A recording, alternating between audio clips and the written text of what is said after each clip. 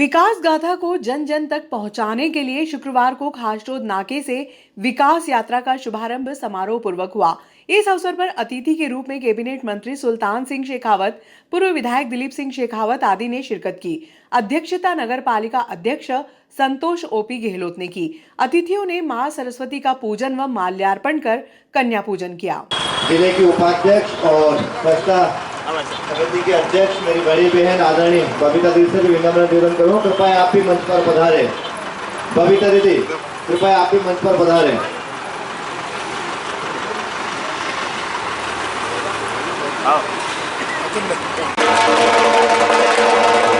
कन्या पूजन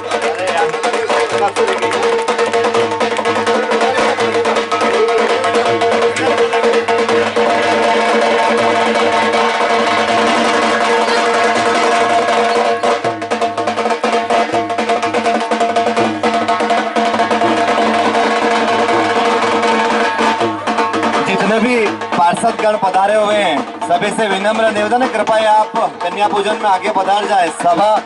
सातों सभापति, सारे पार्षदगण, सारी पार्षद बहनें,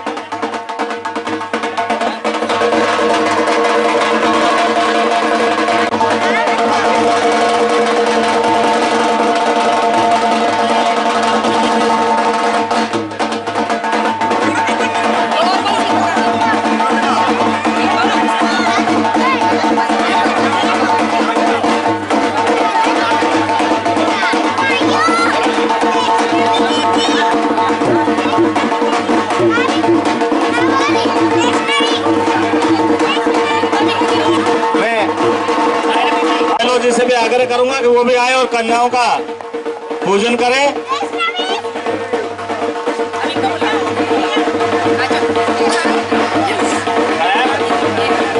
हमारे जन भागीदार जल समिति के चेयरमैन प्रकाश जी जैन साहब भी और कन्या पूजन करें। सीएमओ साहब से भी आग्रह करूंगा कि वो भी कन्या पूजन करें।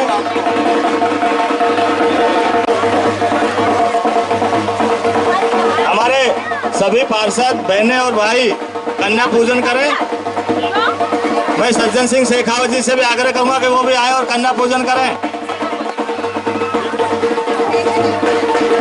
बबीता भाभी से भी निवेदन करूंगा कि वो कन्या पूजन करें। एक बार जोरदार नारा लगाएंगे, बोले भारत माता की नहीं आवाज आए। इस अवसर पर लाडली लक्ष्मी योजना, संबल, आयुष्मान कार्ड व प्रसूता सहायता प्राप्त करने वाले हितग्राहियों का अतिथियों ने पुष्पमाला पहनाकर सम्मान किया।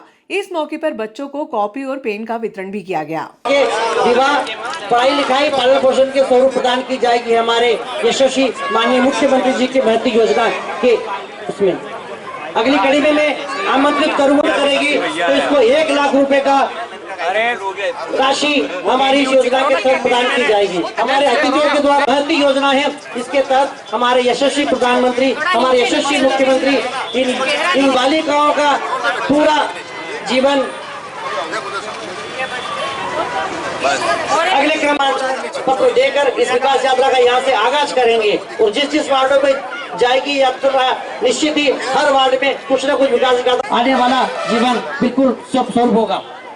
हमारे सारे अतिथियों के द्वारा 5 लाख रुपए का किसी भी हॉस्पिटल में इलाज कराने के लिए हमारी भर्ती योजना है आयुष्मान योजना। उस आयुष्मान कार्ड का भी वितरण यहाँ किया जा रहा है। मैं आमंत्रित कर रहा हूँ हितग्राही नसीम बानो जी को, कृपया आप आए और ये आयुष्मान कार्ड हमारे अतिथियों के द्वारा आप प्राप्त करें। आयुष्मान योजना के तहत हमारे देश के चुनिंदा अस्पताल में, आप किसी भी अस्पताल में भगवान ने करे कोई बीमारी ऐसा कुछ हो जाए तो कम से कम मैक्सिमम अधिकतम 5 लाख रुपए का इलाज इस कार्ड के द्वारा फ्री किया जाता है। और उसी आयुष्मान कार्ड का आज वितरण हमारे अतिथियों द्वारा नसीम बानो जी को आज प्रदान किया जा रहा है। निश्चित ही इस योजना के तहत आपको इस योजना का लाभ अवश्य मिलेगा। और उसी मेडिक्लेम पॉलिसी को, चूंकि मेडिक्लेम पॉलिसी बहुत महंगी होती है और आयुष्मान योजना के तहत शायद बिल्कुल फ्री में इनको 5 लाख रुपए का मातृ शक्ति के लिए ऐसी योजना हमारे मुख्यमंत्री जी और माननीय प्रधानमंत्री जी बना के हर एक व्यक्ति को संबल योजना का लाभ इस विकास यात्रा के माध्यम से हम देने वाले हैं। कई ऐसे लाभार्थी, यदि लाभार्थी की ओर यदि हमारी मातृशक्ति मातृत्व योजना का लाभ ले सके। जन सुरक्षा योजना का नाम गिनाएंगे तो हर एक योजना में किसी न किसी हमारे प्रत्येक नागरिक को इस हमारी शासन की मदद योजनाओं का लाभ मिल ही रहा है। कोई ऐसा अपने परिवार को भी तो लाभ मिला। 6,000 मातृत्व योजना के तहत 6,000 रुपए हमारी इस बहन को मिला है। निश्चित ही आप बधाई के पात्र हैं और माननीय मुख्यमंत्री जी को बहुत बहुत साधुवाद की ऐसी योजनाएं जिनमें हमारी मातृत्व शक्ति हमारी बहनें इन योजनाओं का लाभ लेकर अपना जीवन यापन खुशहाल तरीके से जी रही है। एक और हमारी बहन एक्ट, इसके तहत शिक्षा का अधिकार हमारे कई ऐसी दक्षराज सिंह हमारा लाभार्थी बालक है। मुख्यमंत्री जी को बहुत बहुत धन्यवाद, बहुत बहुत साधुवाद। कक्षा 1 से लेकर 12वीं तक की प्राइवेट स्कूल जी का स्वागत करें। हमारे बीच माननीय सीएम साहब हमारे विधायक जी का स्वागत करें। हमारे बीच दक्षराज सिंह आरटी योजना के तहत कक्षा 1 से लेकर 12वीं तक की पूरी पढ़ाई निःशुल्क हमारे इस दक्षराज सिंह को देखा। ये भी आरटी योजना के तहत हमारे माननीय गोपाल यादव जी, प्रकाश जैन जी, आप भी कृपया योजना के तहत शिक्षा का अधिकार कक्षा 1 से लेकर 12वीं तक की पूरी फ्री शिक्षा आरटी योजना के तहत हमारी इस बालिका को इस लगातार 5 तारीख से 25 तारीख तक विकास यात्रा निकाली जा रही है और विकास यात्रा वही सरकार और वही संस्था निकाल सकती है जिसने कुछ काम किया हो जनता के बीच में। हमने कई प्रकार के विकास की गंगा बहाई है और कल्पना नहीं थी कभी गरीबों का हमारा पक्के मकान बनेंगे। आदरणीय मोदी जी ने प्रधानमंत्री आवास देकर इस नागदा की गंदी बस्ती, झुग्गी झपड़ी और गरीबों के लिए जो एक आवास की सुविधा दी है वो अपने आप में एक अद्वितीय है। आज दिन तक इनके कभी मकानों की इन्होंने कल्पना नहीं की होगी कि हम डाबरी से हम पक्के मकान में रह पाएंगे, लेकिन वो कल्पना किसी ने साकार की है, आदरणीय मोदी जी, आदरणीय शिवराज जी ने। और साथ में इस नागदा नगर पालिका ने लगातार 20 सालों से जो इस नागदा का विकास किया। सभी विभागों के कर्मचारी भाई और बहनों, यहाँ उपस्थित मातृशक्ति, ये विकास यात्रा 230 विधानसभा के अंदर विकास के कार्यों का जनता को अवगत कराना, आने वाले समय में जिन कामों का होना उनका भूमि पूजन करना, जो काम पूर्ण हो गए उनका लोकार्पण करना, आने वाले समय में हम और इस क्षेत्र के लिए क्या कर सकते हैं उसकी योजना बनाना, जनता को उनकी योजनाओं की जो जन कल्याणकारी योजनाएं, हितग्राही मूलक योजनाएं, उन योजनाओं को जनता को समर्पित करना और अभी भी जो लोग योजनाओं से वंचित है उन लोगों को उन योजनाओं का लाभ दिलाना, ये एक लक्ष्य है।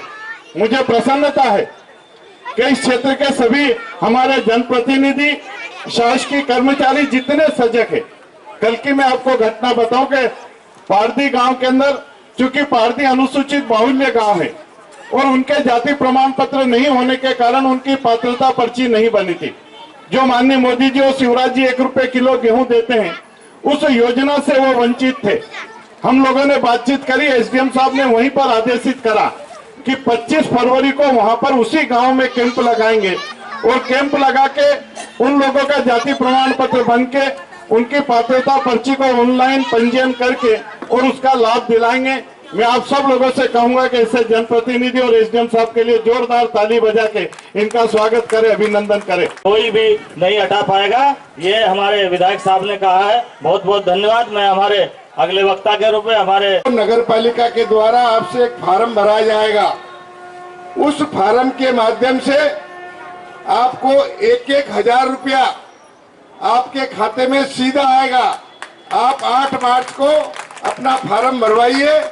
महिला दिवस है, उस दिन नगर पालिका के अधिकारी वार्डों में आकर के या कोई कैंप लगाकर जो भी व्यवस्था करे, उस अभी आदरणीय मुख्यमंत्री जी ने विदिशा के अंदर ये घोषणा की है और घोषणा करने के बाद संपूर्ण मध्य प्रदेश में लगभग 1.25 करोड़ 1,25 लाख से ज्यादा महिलाओं को इसका सीधा लाभ मिलेगा।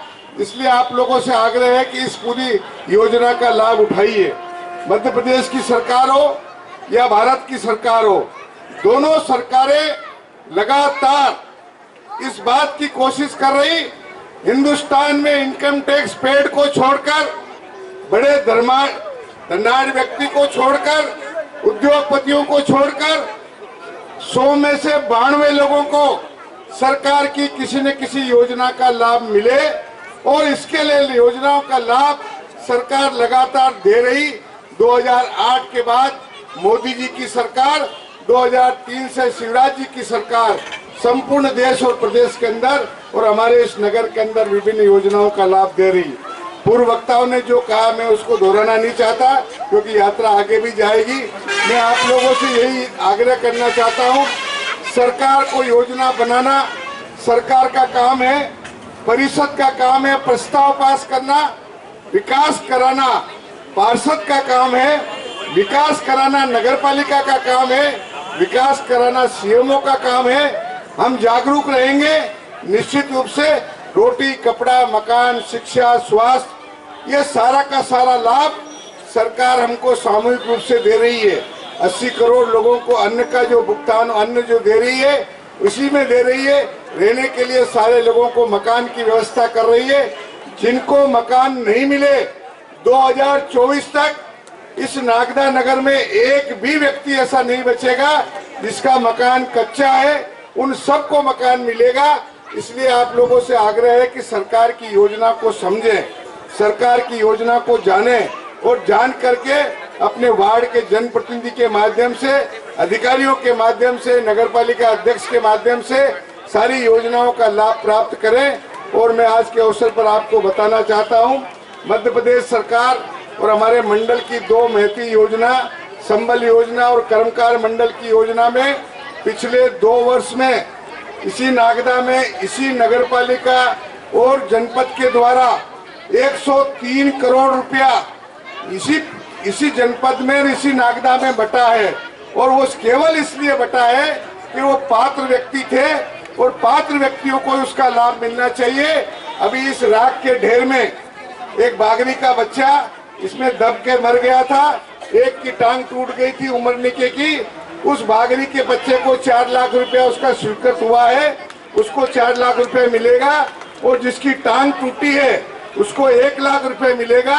इसलिए मेरा आप लोगों से निवेदन है, योजनाओं को समझे, योजनाओं को जाने, और अगर हम नहीं समझ सकते तो हमारे जितने पढ़े लिखे बच्चे हैं जो ये मोबाइल चलाते हैं, मध्य प्रदेश सरकार की और भारत सरकार की सारी योजनाएं उसके अंदर है। विभिन्न विभागों की योजनाओं को निकाल करके समझे और समझ करके योजनाओं का लाभ प्राप्त करें। आप लोगों से आग्रह है कि आगे भी बहुत सारे वार्डों में जाना है। यही निवेदन है, इन जिन पात्र लोगों को अभी, चाहे वो बच्चियों को लाभ मिला हो, माताओं बहनों को लाभ मिला हो, आयुष्मान कार्ड का लाभ मिला हो, उसका ठीक प्रकार से सही सदुपयोग करें। इतना ही कहना पर्याप्त होगा। धन्यवाद। अच्छी पढ़ाई करना।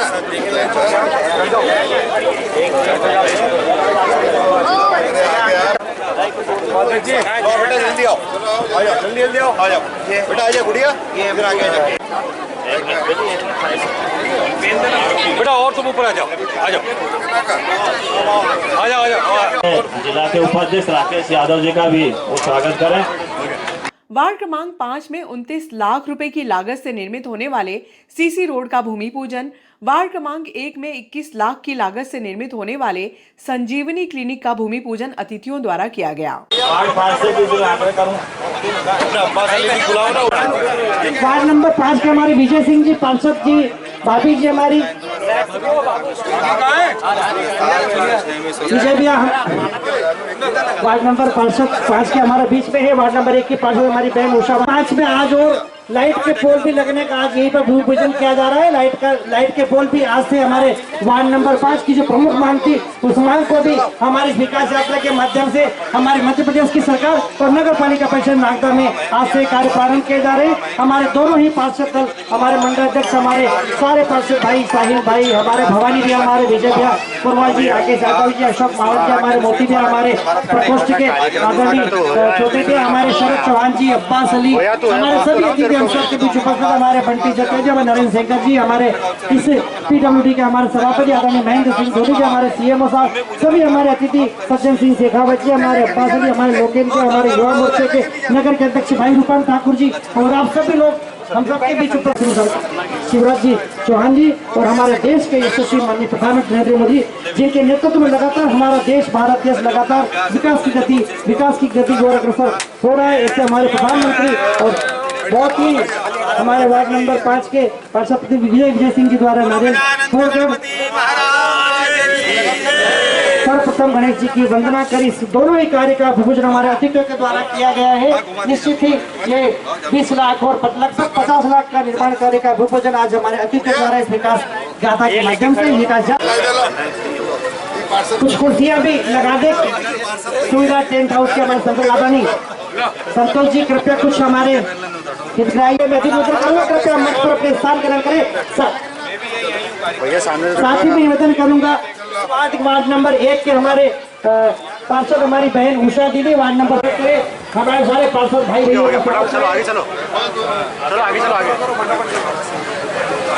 हम सब कुछ उपस्थित है। हमारे क्षेत्र के लोकप्रिय विधायक समानजीत सिंह शेखावत साहब जी, मैं निवेदन करूंगा कृपया विजय सिंह जी उषा ऑफिस से कृपया हमारे सम्मानीय विकास सिंह शेखावत साहब का पुष्प वाला स्वागत करें।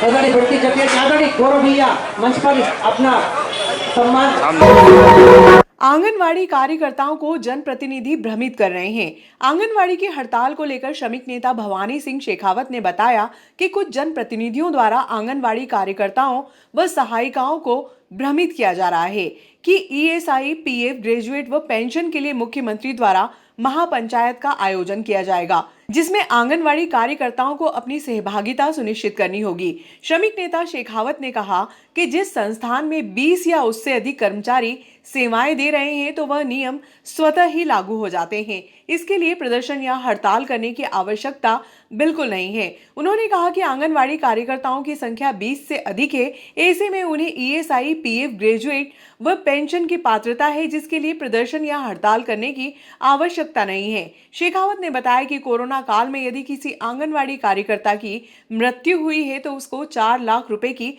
पात्रता है। नागदा के अंदर लगभग 300 के आसपास आंगनवाड़ी कार्यकर्ता और सहायिकाएं हैं, जिनका लंबे समय से एक तरफ शोषण हो रहा है, वहीं पे कुछ लोग उनको गुमराह करके और तरह तरह के तरीके से उनको गुमराह किया जा रहा है। इसकी जानकारी मेरे को विस्तृत रूप से अभी पिछले दिनों एक आंदोलन चल रहा था, उनका 2-3 दिन का हड़ताल वड़ताल और वो सब कर रखी थी, उससे मालूम पड़ा। जब मैंने उसके वीडियो देखे तो मेरे को मालूम पड़ा है कि किस तरीके से लोग झूठ बोल करके और आंगनवाड़ी कार्यकर्ताओं को किस तरीके से गुमराह किया जा रहा है। अब जो आंगनवाड़ी कार्यकर्ता है उनको ये कहा जा रहा है कि आपको ग्रेजुएटी दिलाने के लिए CM के पास ले जाएंगे, आपका PF काटने के लिए, ESI काटने के लिए आपको CM साहब के पास महापंचायत करवाई जाएगी और महापंचायत करवा करके CM साहब उसमें घोषणा करके आपको सारे हित लाभ दिलवा देंगे। तो इस तरीके का झूठा प्रोपेगेंडा कुछ स्वार्थी तत्वों द्वारा लंबे समय से किया जा रहा है। आंगनवाड़ी कार्यकर्ताओं के संबंध में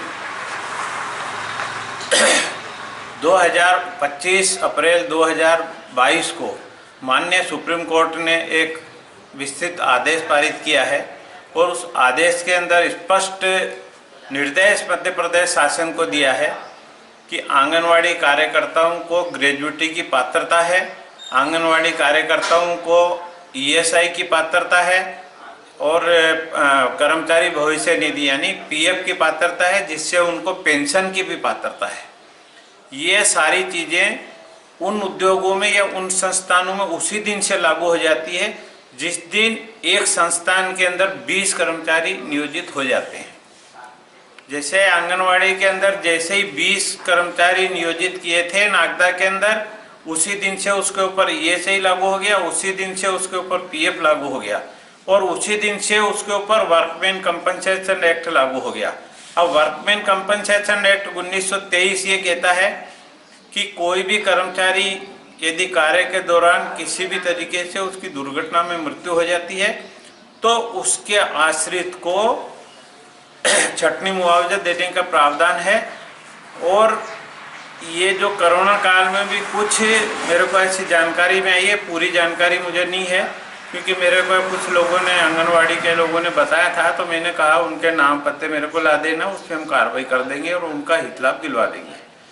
यदि कोई भी आंगनवाड़ी कार्यकर्ता या सहायिका कोरोना काल में यदि उसकी मृत्यु हुई है तो वो 7-8 लाख रुपए उसको वर्कमैन कंपनसेशन एक्ट के अंतर्गत लेबर कोर्ट में उसका केस लगेगा और उनको उस पैसे की पात्रता है और कोई भी सरकार या कोई भी संगठन उसको रोक नहीं सकता।